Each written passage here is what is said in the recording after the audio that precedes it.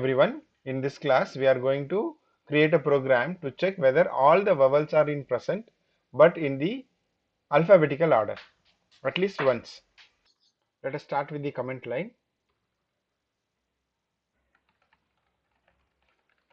Program to check whether all the vowels are present in the alphabetical order at least once. Let us accept the string from the user. st1 is equal to input of enter the string or word, we can say. Now, in the previous program we have seen, we checked whether all the vowels are present, but here we are going to check whether all the vowels are in the same order. So we don't need to check whether each vowel is available, but we will collect all the vowels and check whether it is A, E, I, O, U.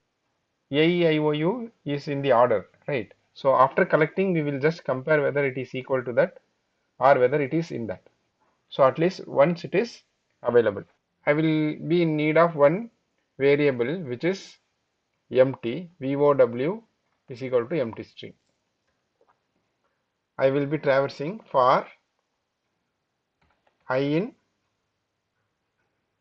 st1. So I check if I is in A, E, I, O, U. So if the letter is a vowel, then it will be in A, E, I, O, U. Then what I do is I add VOW plus equal to I. So all the vowels are collected. Now simply I check if A, E, I, O, U in VOW, which is a new string. A, E, I, O, U is once in order. So whether this is available anywhere in the new string, then at least once it is in the order. So now I will be printing here.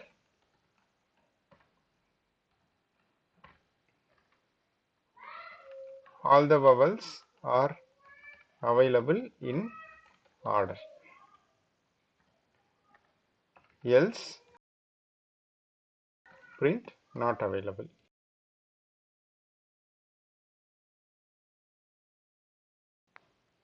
Let us execute this.